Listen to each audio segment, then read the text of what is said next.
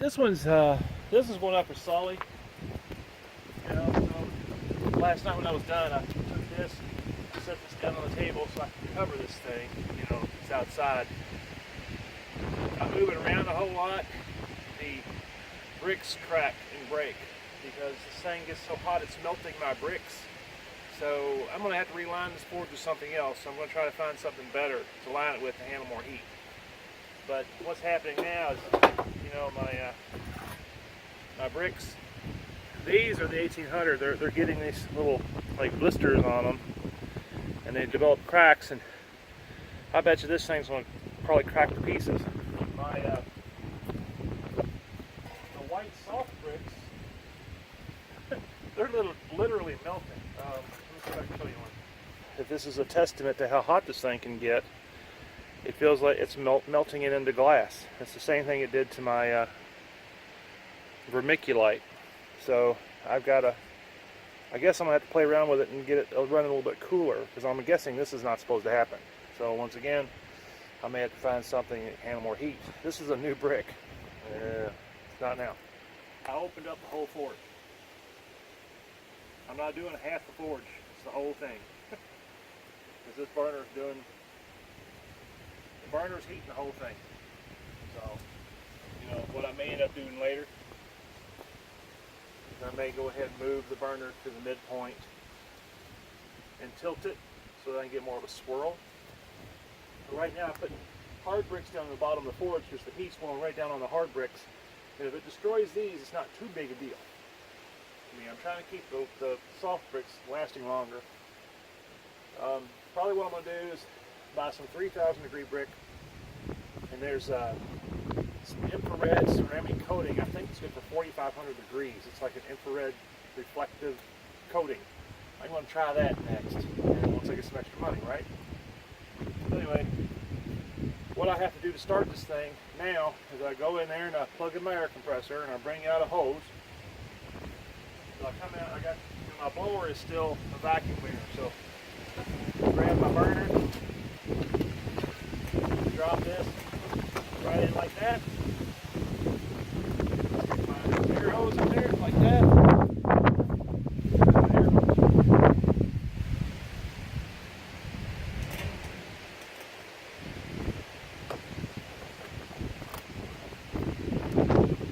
My air hose like that, and then the fuel source. Somebody pointed out yesterday that my gas tanks were really close to the forge.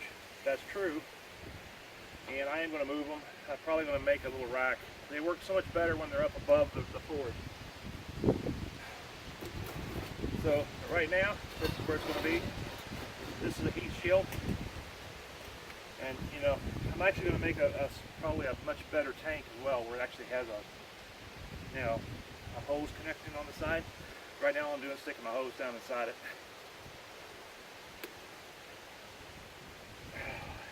It's a pain in the butt. I mean, everything I'm doing at this point is trying to make it faster. Because, trust me, if I'm having to work to get my forge lit, I'm going to get tired of it and I'm going to stop. It's the nature of the beast. You know, I'm a human being. I get lazy. So it's all about, well, there's a little oil left in there, huh? It's all about making it convenient. And I hate to say that, but convenience is very important to me. Because I don't have much time. I need more time to be with my family. I need weekends, stuff to do, other things.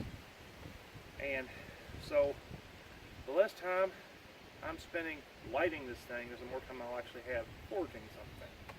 And that's the next thing. I've got to forge something. So what I'm going to try to do today is I have a couple tongs. I'm trying to make some tongs. I started some yesterday. They're really chintzy. Okay. I'm going to try to forge weld the tips on them. I've never forge welded before. So I got my borax. I'm going to fire this thing up. I'm going to clean the metal a little bit, and then I'm going to try to forge weld. Let's see what happens. And don't worry, Sully, I'm not going to mute this one, people. So if your ears get blown out, it's John Sully with Shamrock Forge's fault, because he asked me to put it on here without muting. So, and don't worry, I'll let you all hear it start. Okay, yesterday, this is what I did after I took the hammer blank out. Came over here and I hit it a few times on the ASO, and just to make sure it was forgeable, and it was. And I immediately went from there to trying to make tongs. I guess I cut you guys off. So, but what I did was, this is not the best material. This is only, it's 1/8 inch thick by, I guess, 3/4. So what I did was I tried to forge 2 identical pieces. I was trying to do, you know, where they both look the same. So I don't think I did bad. You know, so they line up, okay? See? And now on the end here, I just folded this over like that. So what I was going to try to do now, I saw this on DF Forge. He did something like this, and he actually drilled and put a rivet in here. But what I want to try to do is I'm going to spread this back open a little bit, clean this as best I can, and then I'm going to take some borax and borax it, and then of course try to forge weld it. Actually, I think I got a little bit of weld here where I hammered this together. I think it actually did stick a little bit. This one's not. This one actually. This one here, I think it's stuck. And if it is, you don't worry much about it. I'm going to try to rivet. I'm going to try to draw these rings out a little bit because they're nice, big, and square right now. And then I'm going to, if I can, I'm going to try to round these jaws out to make kind of like a funny looking pair of bolt tongs. Because to me, I think bolt tongs are probably more useful because I've got a whole crap load of railroad spikes.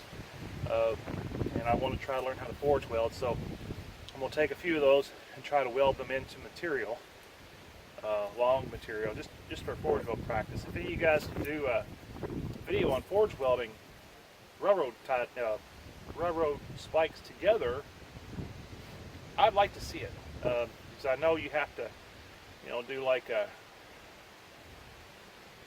I know the term, you want to angle cut it where when they go together, you know, I don't know. Somebody knows what I'm talking about. Correct me down below. All right.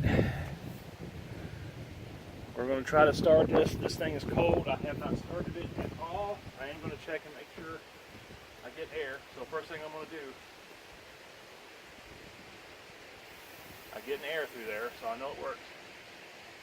I also need to get a smaller meter. I need a little gauge that goes from like 2 psi to 20 psi because when you're running diesel fuel, it only takes very minimal air. The fuel's off. Guess I have to light it again. I didn't drink it. Alright, let's see if I can get it all primed. Alright, prime. There it is.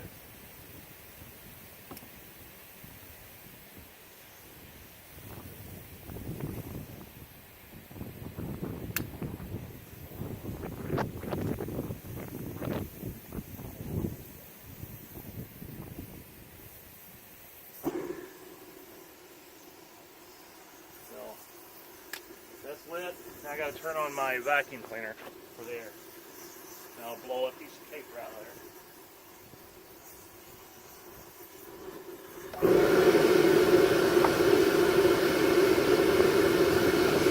There you go, Sonny.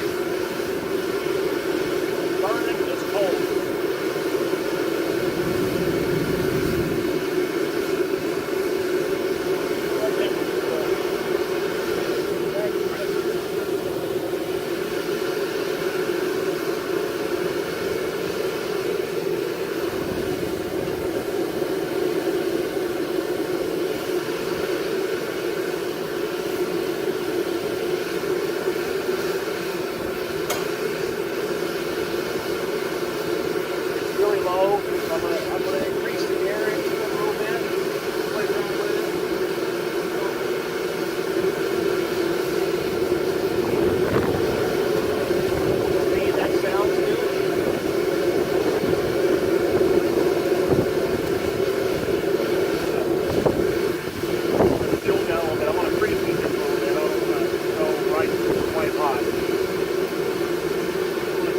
forge out.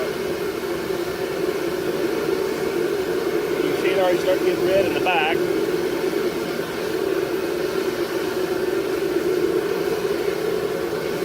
Now, I'll tell you guys, this is not a burner for an inside forge. It does smell like diesel fuel. There's probably nothing I can do about that. If you run kerosene, it smells a lot better. It doesn't have much of an odor at all, but still, it's going to smell like kerosene. Like your coal forge, it smells like coal.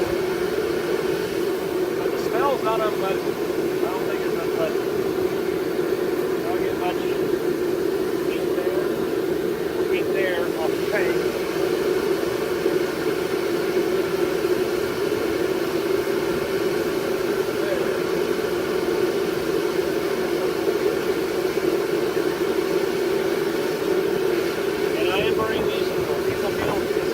Problematic for white. It doesn't want to, if I pour it over the ground and I throw a match on it, it's not going to go up.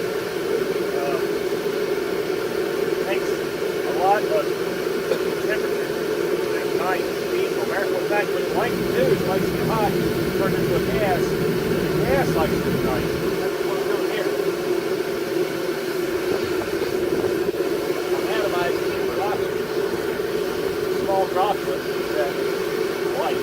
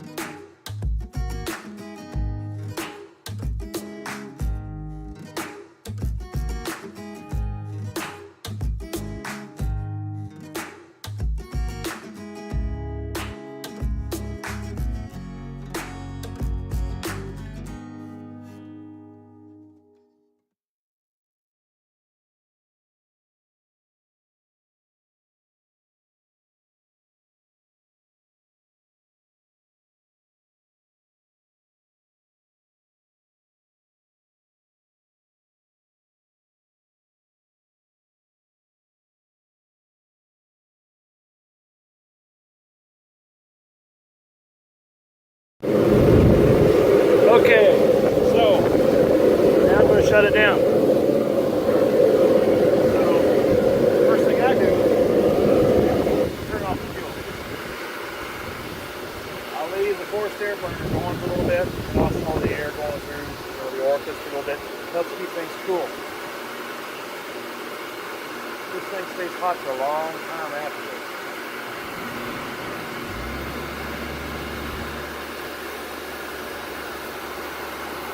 That just turns up the air going through the orifice. But it stays nice and toasty for quite a while. Change time to turn it back on right now. Alright. And what I do on a siphon, inject the fuel back in. So I'm going to clear it out. So, and that allows the fuel to drain back into the tank. I don't have a check valve in this, but if I put it back to the tank on it, I will put a check valve on it. So for now, this is kind of nice.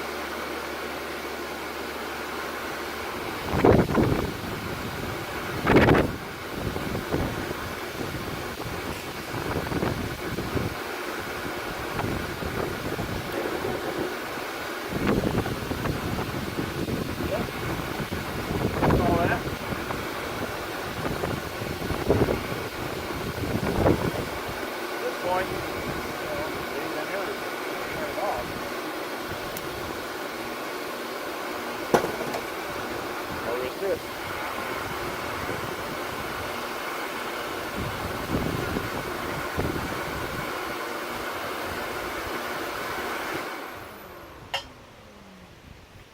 I don't like to leave it in there. I haven't used it enough to, figure out if it's going to hurt anything or not, but I like taking it. It's just me.